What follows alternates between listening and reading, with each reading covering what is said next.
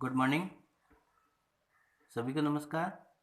आज का अपना टॉपिक है मुद्रा का चलन वेग या मुद्रा की चलन गति, जिसको वेलोसिटी ऑफ मनी बोलते हैं।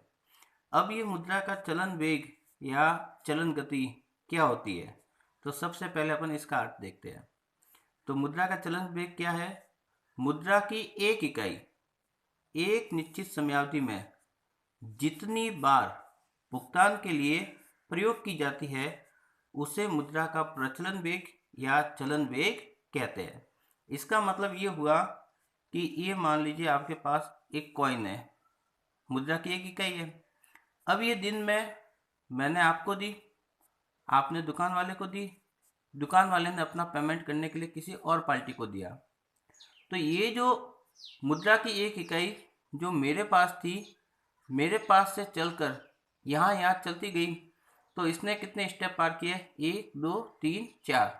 तो इस वाले उदाहरण में हम क्या कहेंगे? हमारे मुद्रा की चलन गति कितनी है? 4। तो मुद्रा की चलन गति क्या हुई? उसकी वेलोसिटी क्या हुई कि मुद्रा की एक इकाई एक निश्चित टाइम पीरियड में जितनी बार पेमेंट के लिए यूज में की जाती है नकद के रूप में, उसको अपन उसका मुद्रा का चलन वेग कहते हैं। ये था इसका अर्थ। अब दूसरा जो बिंदु लिखा हुआ है कि मुद्रा की चलन गति पर केंद्रीय बैंक का कोई नियंत्रण नहीं होता, क्योंकि अभी हमने अर्थ में जब इसको देखा था कि ये भुगतान के लिए प्रयोग की जाती है, तो इसका प्रयोग आम जनता द्वारा किया जाता है। उस वाले भुगतान की अपन बात कर रहे हैं, तो ऐसे में केंद्रीय बैंक के इस वेलोसिटी पर कोई भी कंट्रोल नहीं होता। फिर जो एक सबसे इंपॉर्टेंट वर्ड यहाँ पर यूज किया गया वो है, ये है किसी निश्चित अवधि में मुद्रा की कुल पूर्ति। तो अपन ये मुद्रा की कुल पूर्ति यानी कि मनी सप्लाई कर लेते हैं। चलन में पाई जाने वाली मुद्रा की कुल मात्रा, मतलब ये हमारा मनी का स्टॉक है, और उसके चलन वेग का, और ये हमारी वेलोसिटी है, क्या होता है? गुणनफल।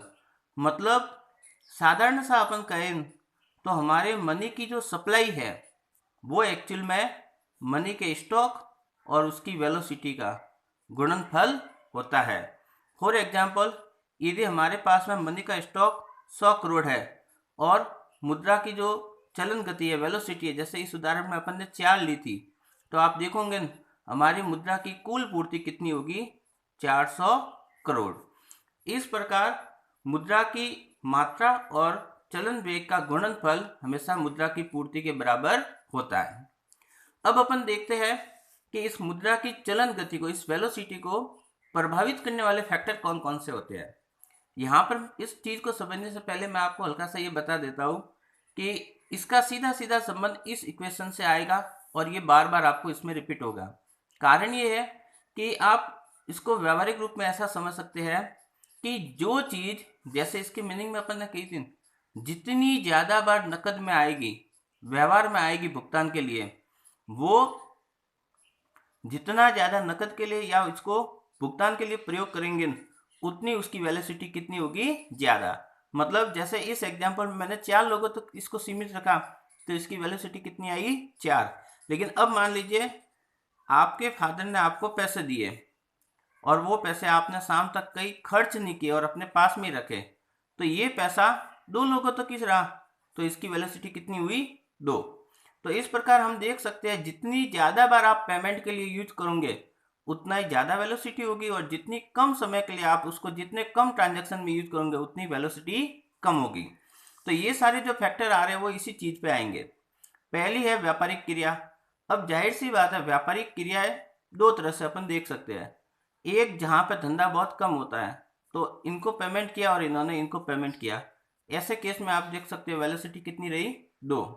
दूसरे वाले केस में जहाँ बिजनेस बहुत ज़्यादा हो रहा है, इन्होंने इनको माल बेचा, इसके पेमेंट ये किया, इन्होंने इनको पेमेंट किया, इन्होंने इनको पेमेंट किया, तो जहाँ पर व्यापारिक गतिविधियाँ ज़्यादा हुई वहाँ पर स्वतः ही उसकी वेलोसिटी भी ज़्यादा आएगी। तो जिस अर्थव्यवस्था में व्यापारिक क्रिया सीमित होगी वहाँ उसकी मुद्रा की जो वेलोसिटी है वो कम होगी, और जहाँ पर व्यापारिक क्रिया ज़्यादा होगी वहाँ पर मुद्रा की वेलोसिटी ज़्यादा मिलेगी। मुद्रा की मात्रा, तो इस वाली बात को समझने के लिए अपन इस उदाहरण को अच्छे से देख सकते हैं। ये मुद्रा की मात्रा यहाँ मैंने 100 लिए। अब मैं आपको समझाने के लिए यहाँ पर एक उदाहरण ले लेता हूँ 10। वेलोसिटी समान रख ली अपन ने, लेकिन आप देखोगे क्या यहाँ पर हमारा मुद्रा की मात्रा चूंकि उससे गुणनफल करती है, तो मुद्रा की मात्रा ज्यादा थी तो मुद्रा की पूर्ति भी ज्यादा आई, और मुद्रा की मात्रा कम है तो मुद्रा की पूर्ति भी कम आई। तो ऐसी स्थिति में आप देख सकते हैं मुद्रा की मात्रा जितनी ज्यादा होगी हमारी मुद्रा की पूर्ति ही इतनी ज्यादा होगी। जितनी ज्यादा मुद्रा की पूर्ति होगी ये वेलोसिटी भी आगे जाकर उतनी तेज बढ़ेगी। तो मुद्रा की मात्रा कम है तो वेलोसिटी कम रहेगी, और मुद्रा की मात्रा ज्यादा है तो वेलोसिटी ज्यादा रहेगी। फिर आती है राजनीतिक स्थिति। तो आप इसको दो स्थितियों में समझ सकते हैं। एक जैसे राजनीतिक शांति की स्थिति है, मतलब आपके देश में या आपकी अर्थव्यवस्था में कोई दंगे फसाद नहीं हो रहे, सब आराम से अर्थव्यवस्था चल रही है। दूसरी अशांति की स्थिति है और अस्थिरता की स्थिति है। तो जहां पर शांति और सुरक्षा का माहौल होगा वहां व्यापार ज्यादा होगा, और व्यापार ज्यादा होगा तो वेलोसिटी भी ज्यादा होगी। जहां अशांति का माहौल होगा वहां पर लोग कम से कम ट्रांजैक्शन करेंगे, और ऐसी स्थिति में उसकी वेलोसिटी भी कम रहेगी। उपभोग की प्रवृत्ति, ये तो इससे सीधी जुड़ी हुई है।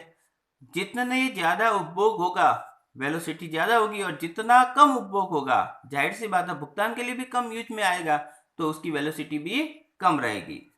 इसी प्रकार नकद क्रय विक्रय, तो नकद क्रय विक्रय भी इससे सीधा जुड़ा हुआ है। जितना ज्यादा नकद क्रय विक्रय होगा आप देखोगे उसकी वेलोसिटी भी कैसी होगी, ज्यादा, और जितना कम नकद क्रय विक्रय होगा उसकी वेलोसिटी भी कैसी होगी, कम। तो हम नकद में जितना ज्यादा क्रय विक्रय करेंगे उसकी वेलोसिटी भी ज्यादा रहेगी, और जितना हम उधार के क्रिया में करेंगे तो उधार में क्या होगा, हमारे एक से दूसरे की तरफ पेमेंट नहीं जा रहा तो वो एस वाले ऐसी स्थिति हो जाएगी। तो इस प्रकार उधार जहां पर ज्यादा है वहां पर वेलोसिटी कम होगी, और नकद जहां पर ज्यादा है वहां वेलोसिटी ज्यादा होगी। मुद्रा आपूर्ति के वैकल्पिक स्रोत, तो मुद्रा आपूर्ति के जितने भी अल्टरनेटिव सोर्स है वो जितने ज्यादा होंगे वेलोसिटी भी उतनी ज्यादा होगी, और ये सोर्स जितने कम होंगे वेलोसिटी भी उतनी कम होगी। इसका कारण ये है क्योंकि मुद्रा की आपूर्ति सीधी सीधी मुद्रा की मात्रा को बढ़ाएगी, तो मुद्रा की आपूर्ति के वैकल्पिक स्रोत जितने ज्यादा होंगे उस वेलोसिटी को उतना ही बढ़ावा मिलेगा। फिर आती है विनियोग की सुविधा। तो विनियोग की सुविधा जितनी ज्यादा है आप मान के चलिए वेलोसिटी उतनी कैसी होगी, कम। ऐसा क्यों, क्योंकि ये मेरे पास में पैसे पड़े हुए हैं, अब मैंने क्या कर लिया, इन्वेस्ट, और उसको किस में कन्वर्ट कर लिया, एफडी के रूप में। तो ये मेरा पैसा अब इस एफडी के रूप में चला गया, तो क्या मैं इसको बार बार ट्रांजैक्शन में काम में ले सकता हूँ, उत्तर है नहीं। तो ये पैसा यहाँ एफडी के रूप में फंस गया, तो जाहिर सी बात है हमने वेलोसिटी क्या कहा था, जितने ज्यादा ट्रांजैक्शन में काम आएगी। तो यहाँ तो बस एक ही ट्रांजैक्शन हुआ और वो पैसा वहां पर ब्लॉक हो गया। तो विनियोग की सुविधा जितनी ज्यादा होगी वेलोसिटी उतनी कम होगी, और विनियोग की सुविधा जितनी कम होगी उतनी ज्यादा लोग नकद के रूप में उसका प्रयोग करेंगे। फिर आवागमन के साधन, तो आवागमन के साधनों से क्या होगा, अपने जो व्यवहार है, भुगतान करने के व्यवहार है वो कैसे होंगे, ज्यादा, और भुगतान करने के व्यवहार ज्यादा होंगे तो वेलोसिटी भी कैसे होगी, ज्यादा। तो आवागमन के साधन ज्यादा होने पर हमारे व्यवहार ज्यादा होंगे, और व्यवहार ज्यादा होने पर हमारी चलन वेग भी कैसा होगा, ज्यादा। और इसके विपरीत आवागमन के साधन कम है तो हम सीमित एरिया तक रहेंगे और हमारी वेलोसिटी भी कैसी रहेगी, कम। जनता की तरलता पसंदगी, तरलता पसंदगी का मतलब किन्स ने बताया था कि आप कैश के रूप में अपने पास में कितना रखना चाहते हैं स्वयं के पास। तो यदि जनता कैश के रूप में ज्यादा रखना चाहती है तो आप खुद समझ सकते हैं, मैं मेरी जेब में पैसा रखना चाहता हूं, इसका मतलब मैं खर्च करना नहीं चाहता, और जब खर्च नहीं करूंगा तो उसका चलन वेग स्वतः ही कैसा हो जाएगा, कम।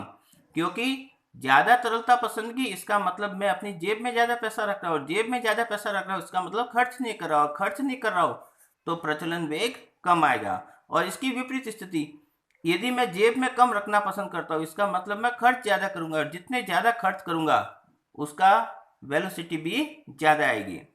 फिर है ऋण प्राप्ति की सुविधा। तो जितनी ज्यादा ऋण प्राप्ति की सुविधा होगी मेरे पास में धन या मुद्रा कैसी आएगी, ज्यादा, और जितना मेरे पास ज़्यादा पैसा आएगा मैं क्या करूँगा, खर्च, और जितना ज़्यादा खर्च करूँगा उतनी ही उसकी वेलोसिटी कैसी होगी, ज़्यादा। तो ऋण प्राप्ति की सुविधा होगी तो आपके पास में धन ज़्यादा आएगा और आपकी खर्च करने की प्रवृत्ति भी बढ़ेगी। ऐसे में उसका प्रचलन वेग स्वतः ही बढ़ जाएगा। तो ये थोड़े से पॉइंट थे जो मुद्रा के प्रचलन वेग को प्रभावित करते हैं। Thank you.